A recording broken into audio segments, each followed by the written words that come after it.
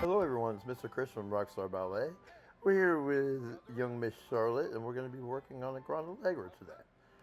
So a little bit of explosion, a little bit of, we've got a grande in there, we've got a touriste in there, and we have a nice pas d'Italien at the end. So let's go ahead and slow this down and break it down. So she gets through a nice sans failli, yeah. I would like her to make sure she keeps through a nice turnout on that one, very nice. And then extend all the way through her feet as she goes to the assemble. Here I'm going to slow down this grande tail a lot. Her downward shoulder needs to go down a little bit.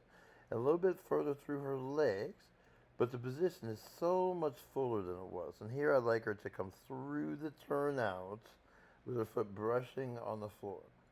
Nice big balance is here.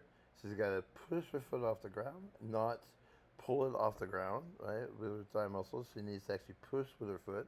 And I'm going to take this moment to stop right here and talk about this. I'd like her to brush through a fully turned out leg, right, as she's going for the touriste, and then get through the arabesque as she's landing.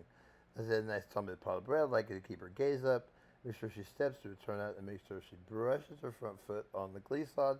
And then probably the Italian's not too bad at all. The second leg could be a little bit turned out, and we're going to work on her arm posture. But overall, very nice job, Miss Charlotte.